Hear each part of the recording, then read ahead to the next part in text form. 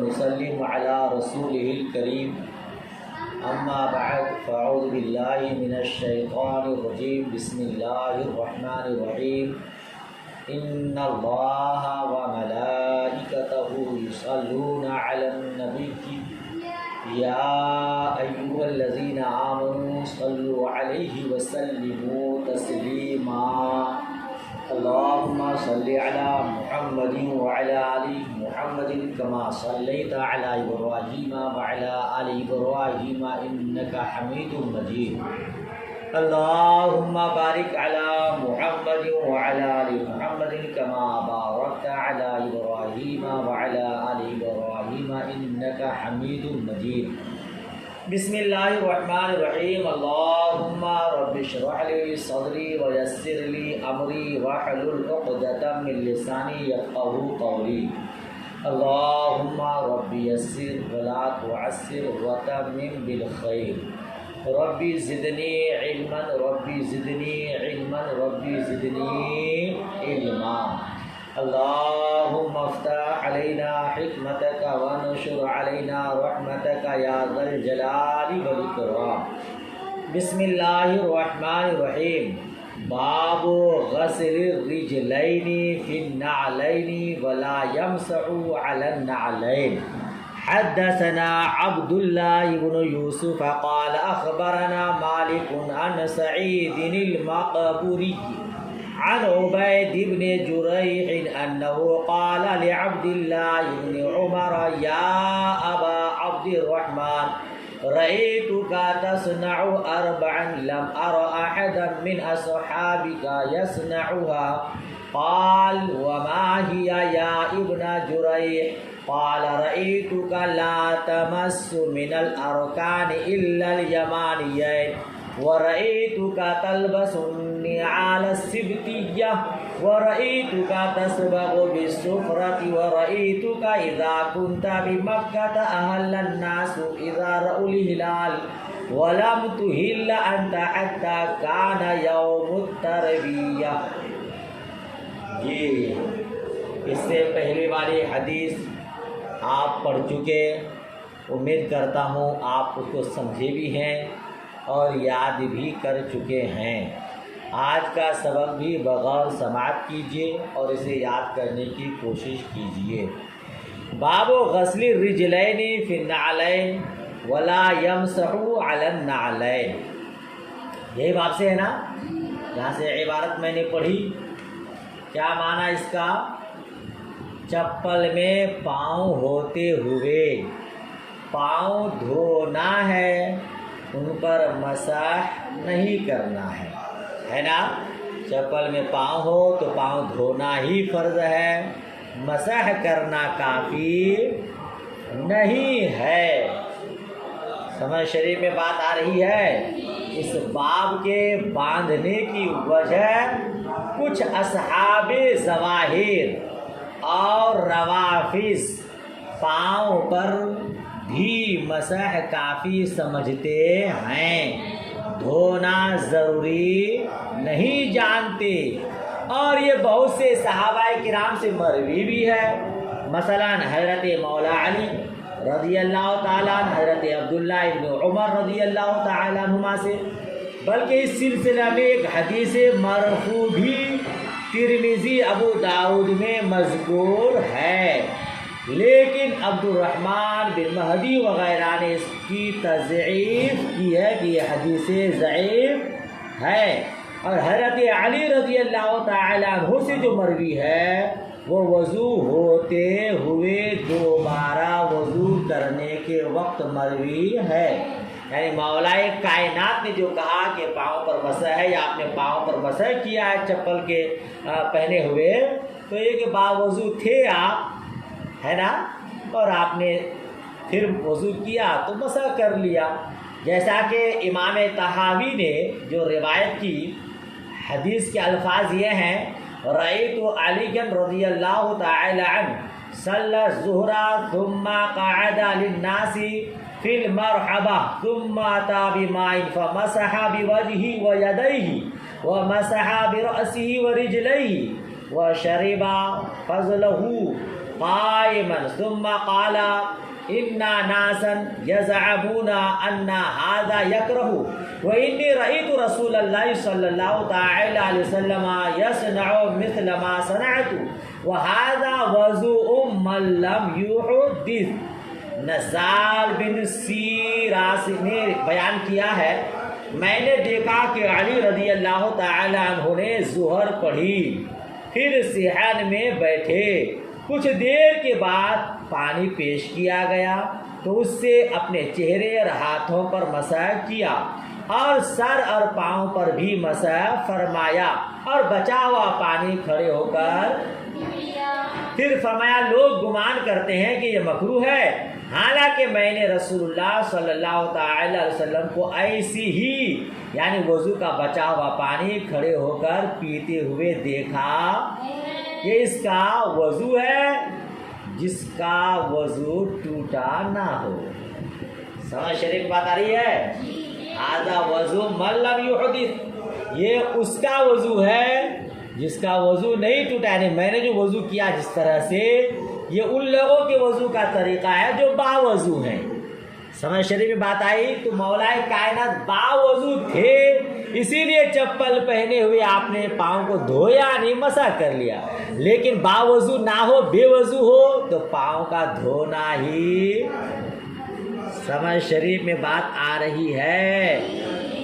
اچھا اسی لیے امام بخاری نے یہ باب باندھا کہ چپل میں پاؤں ہوتے ہوئے پاؤں دھونا ہے اس پر مسح کرنا کافی.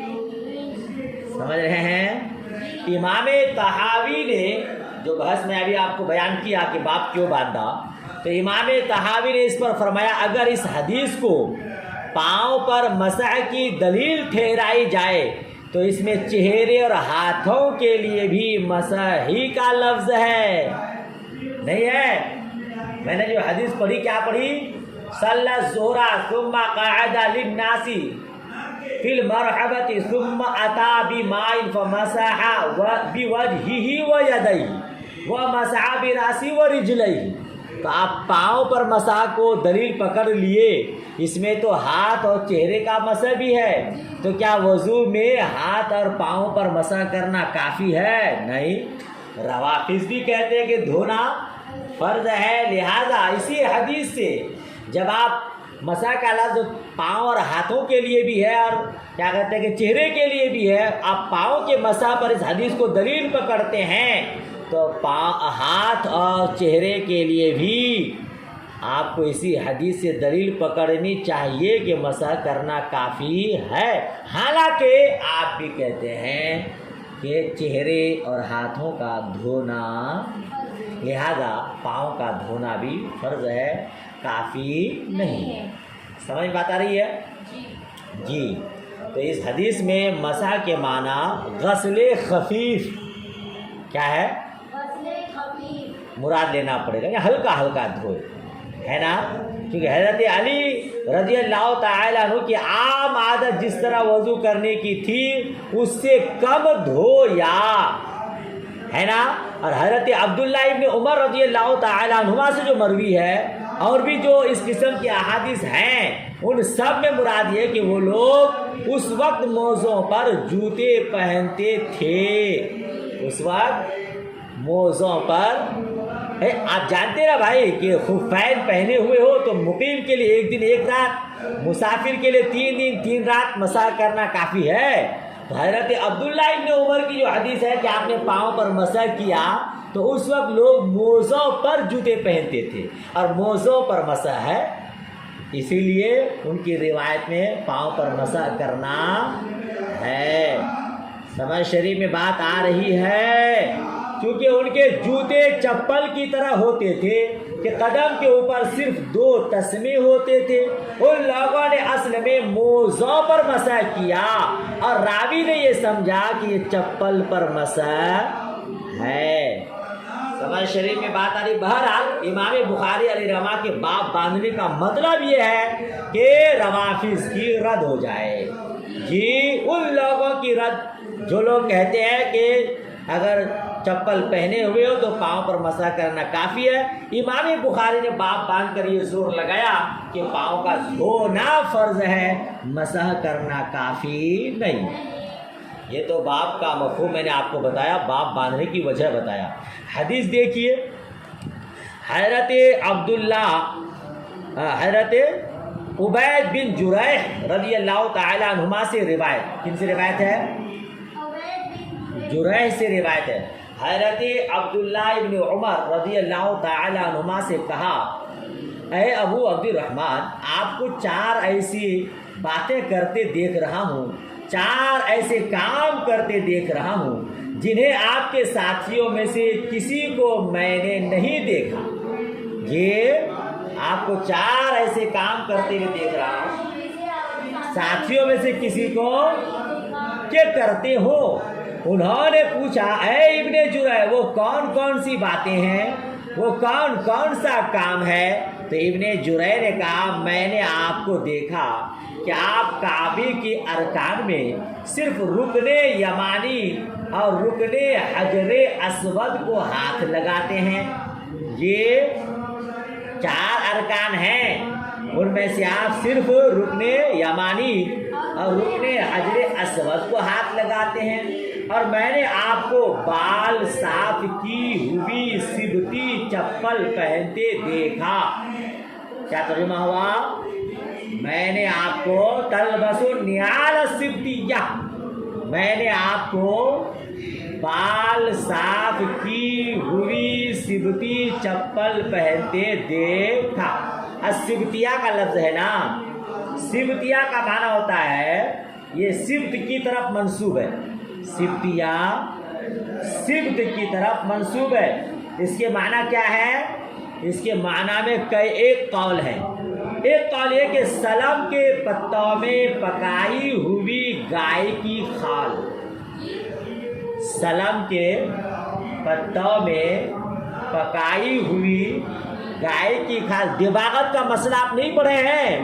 دباغت کبھی ادویات سے ہو، جیسے سلم کے پتے، تو سلم کے پتوں میں کھال کو دباغت دی جاتی ہے، لہذا سلم کے پتوں میں پکائی ہوئی گائے کی کھال کو سبت کہتے ہیں۔ کیا کہتے ہیں؟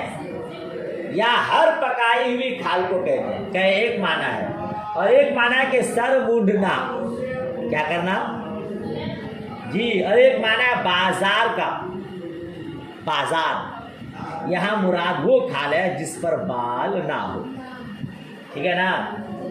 سبت کے معنی سر مونڈنے کے اس لیے ہے کیونکہ بال اڑا دینے کے بعد سر خالی ہو جاتا ہے، چوڑائی رہتا ہے، خالی رہتی ہے۔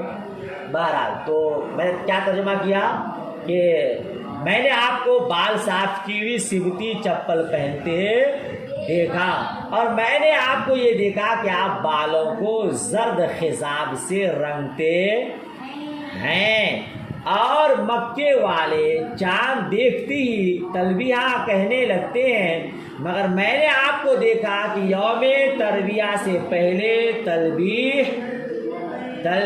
نہیں پکارتے۔ نہیں آیا؟ عبارت نہیں مل رہی ہے؟ ارے اللہ، میں جلد بازی کے چکر میں کہ عبارت بھی پڑھتے جاؤں اور یہ بھی کرتے جاؤں، سبق بہت لمبا ہو جائے گا۔ 40 منٹ کی گھنٹی ہے، 20 منٹ عبارت ہی میں چلے جائے، اسی لیے ترجمہ مل رہا ہے نا آپ کو؟ ہاں، کہ کیا ترجمہ کیا؟ میں نے آپ کو یہ دیکھا کہ آپ بالوں کو زرد خضاب سے رنگتے ہیں، اور مکے والے چاند دیکھتی تلبیہ کہنے لگتے ہیں، مگر میں نے آپ کو دیکھا کہ یوم ترویہ سے پہلے تلبیہ نہیں پکارتے۔ تو قال عبداللہ اما الارکان فانی لم ارى رسول اللہ صلی اللہ تعالی وسلم یمس الا الیمانیین واما النعال السبتیہ فانی رأیت رسول اللہ صلی اللہ تعالی وسلم تلبس النعال التي ليس فيها شعر ويتوضا فيها۔ سمجھ دیکھ رہے ہیں نا؟ تو حضرت عبداللہ نے فرمایا، ارکان کا معاملہ یعنی یہ 4 کام میں انجام دیتا ہوں، آپ دوسروں کو نہیں دیکھتے ہیں، یہ 4 کام میں کیوں کرتا ہوں اس کی وجہ دیکھو، کیونکہ ان 4 کام کو کرتے ہوئے میں نے مصطفیٰ جان رحمت کو دیکھا ہے، تو میں حضور کی سنت پر عمل کرتے ہوئے یہ 4 کام انجام دیتا ہوں۔ دیکھیے آپ، لیکن ارکان کا معاملہ تو یہ ہے کہ میں نے رسول اللہ صلی اللہ تعالی علیہ وسلم کو یمانیت کے علاوہ کسی کو ہاتھ لگاتے نہیں دیکھا۔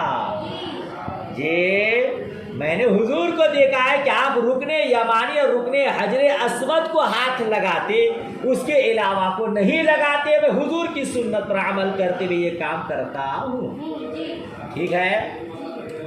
اور بغیر بال والی چپل کیوں پہنتا ہوں؟ کہتا ہے بغیر بال کی جوتیوں کا معاملہ یہ ہے کہ میں نے رسول اللہ صلی اللہ تعالی علیہ وسلم کو دیکھا، وہ بغیر بال کی چپل پہنتے تھے اور اس میں وضو فرماتے تھے۔ دیکھ رہے ہیں، ترجمہ ہو گیا؟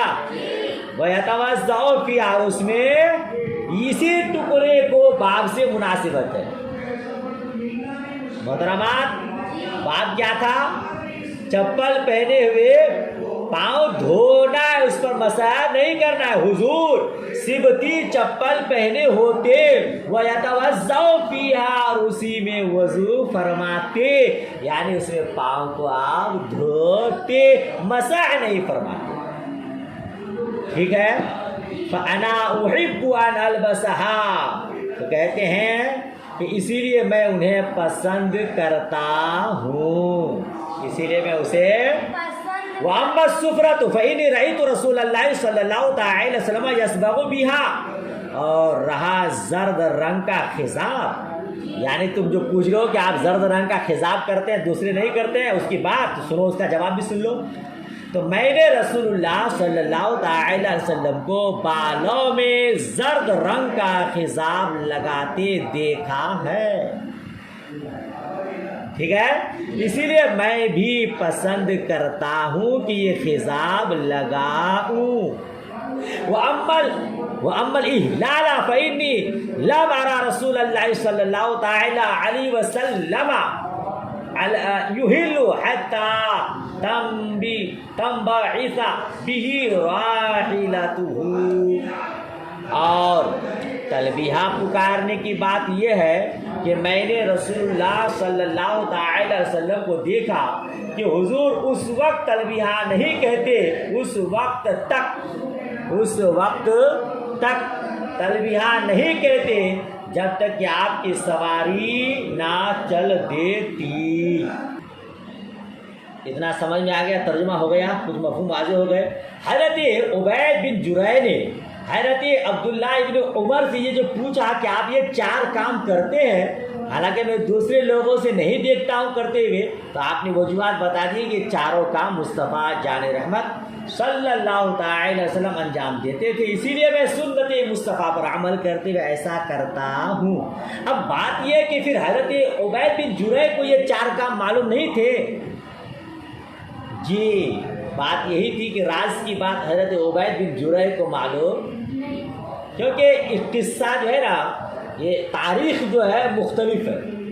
اصل تاریخ یہ ہے کہ قریش نے جب کعبہ کی تعمیر کی تھی، وہ جنوب کی جانب، دکھن کی جانب قواعد ابراہیم پر تھی۔ قریش نے سب سے پہلے جب کعبہ کی تعمیر کی تو کس پر تھی؟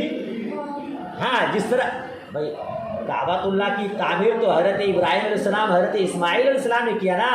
وَإِذْ يَرْفَعُ إِبْرَاهِيمُ الْقَوَاعِدَ مِنَ الْبَيْتِ وَإِسْمَاعِيلُ رَبَّنَا تَقَبَّلْ مِنَّا إِنَّكَ أَنْتَ السَّمِيعُ الْعَلِيمُ، نہیں ہے پہلے پارے کے آخری صفحہ میں؟ جی پہلے پارہ ہے، سورہ بقرہ ہے، اور جیسے حفظ والا قرآن پاک ہوتا ہے تو 20 صفحے کا ہوتا ہے، 19ویں صفحہ کی پہلی سطر ہے یہ۔ جی، جب وَإِذْ يَرْفَعُ إِبْرَاهِيمُ الْقَوَاعِدَ، اور جب حضرت ابراہیم علیہ السلام، اسماعیل علیہ السلام کیا کرتے؟ دیوار اٹھاتے، بنیاد کرتے، تو کر چکے، تو رب کی بارگاہ میں دعا کہ مولا اس کو ہماری جانب سے قبول فرما، ہے نا؟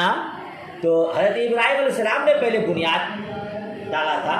پھر قریش آپ کو پہلے بھی بتا چکا کہ 7 مرتبہ کعبۃ اللہ کی تعمیر ہوئی ہے. جیسی جیسی حکومت بدلتی گئی حکمراں آتے گئے نئی نئی تعمیر کراتے گئے ہے نا. تو سب سے پہلے قریش حضرت ابراہیم علیہ السلام کی بنیاد پر قریش نے دکن کی جانب جس پر حضرت ابراہیم علیہ السلام نے بنیاد ڈالا تھا اسی پر ڈالا, اور جانب شمال اتر کی جانب جو حتیم کا حصہ ہے وہ چھوڑ دیا. ٹھیک ہے. اسی لیے حضور صلی اللہ تعالی علیہ وسلم صرف جنوبی ارکان یعنی رکن یمانی اور رکن حجر اسود کو ہاتھ لگاتے تھے جو آپ نے حدیث میں پڑھا.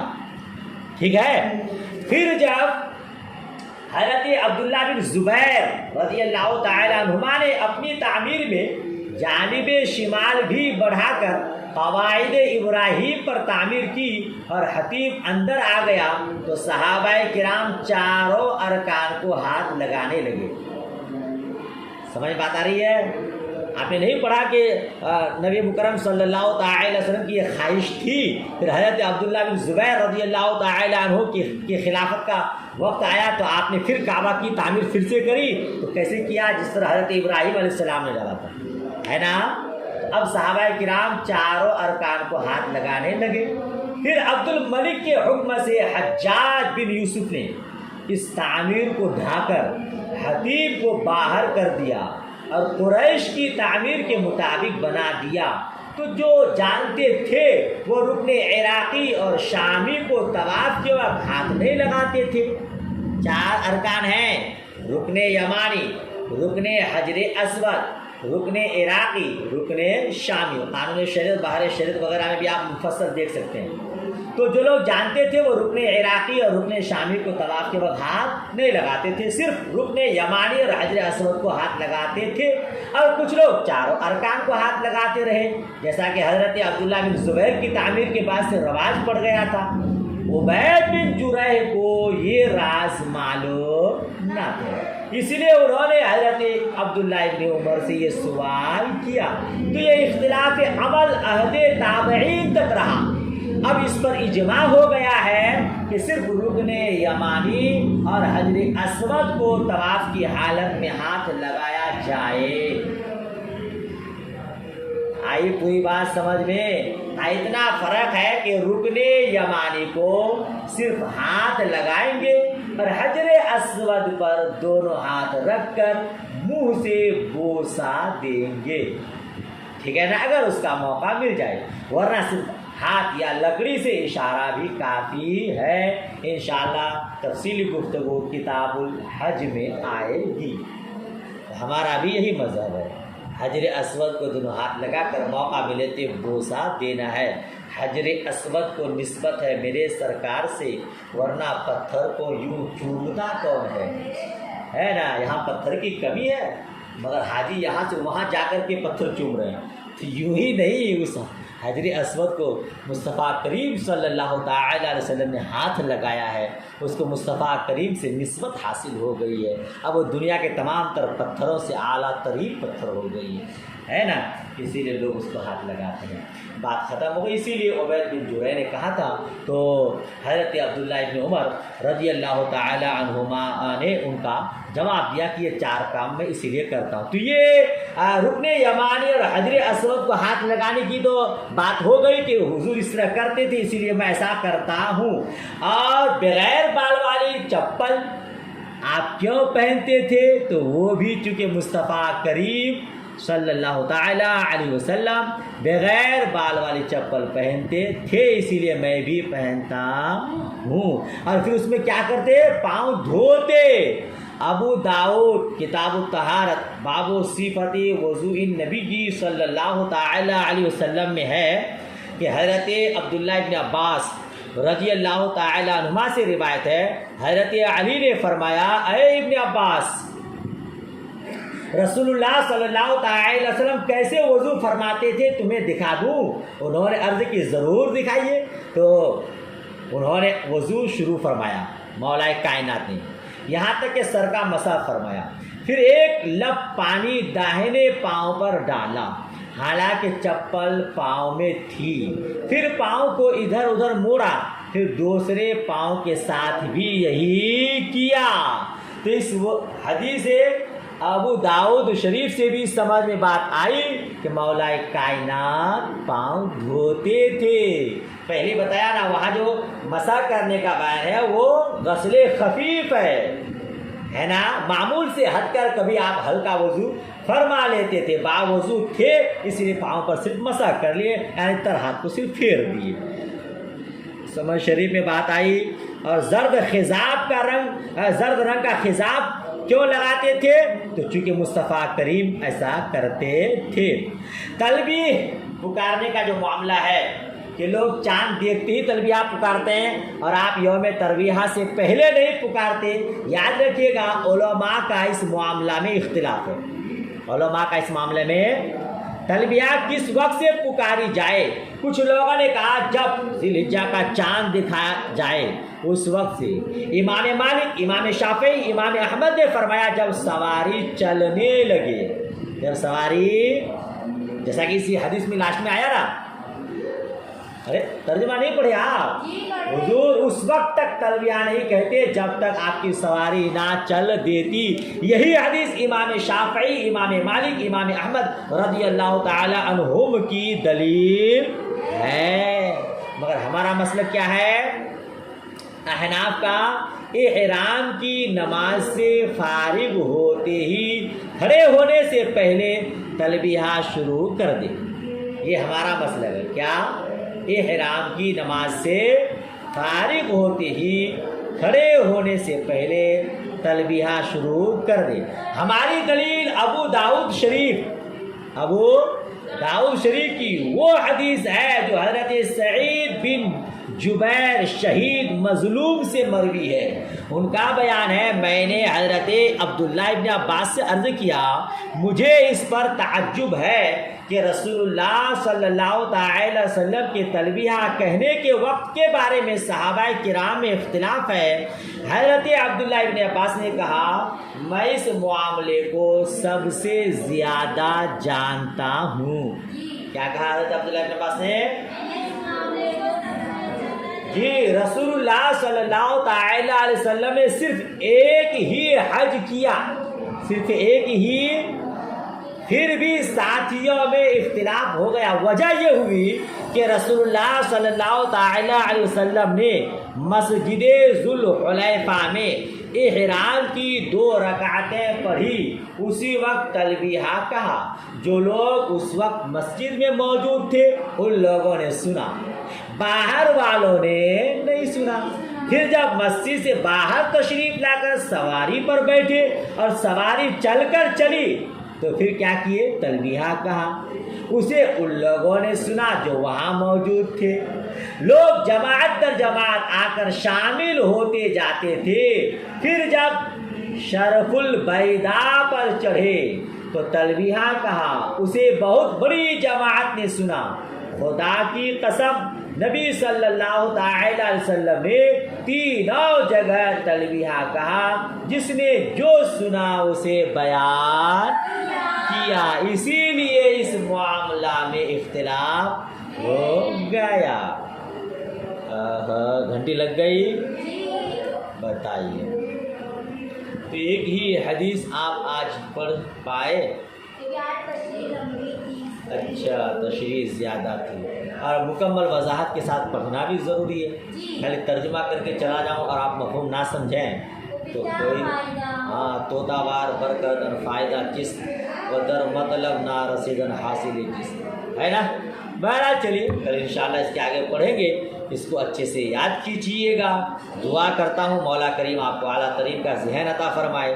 ہمارے اس بھائی بہن کو بھی اللہ پاک اعلیٰ ترین کا ذہن عطا فرمائے جو پیغام عظمت رضا میں اس ویڈیو کو دیکھ رہے ہیں, اس سبق کو پڑھ رہے ہیں. اللہ پاک سب کو علم نافع عطا فرمائے. اور آپ عزیزات محترمات کے صدقے مجھ حقیر گنہگار کو بھی اللہ پاک علم نافع عطا فرمائے. آمین ثم آمین. بجائے سید الانبیاء والمرسلین.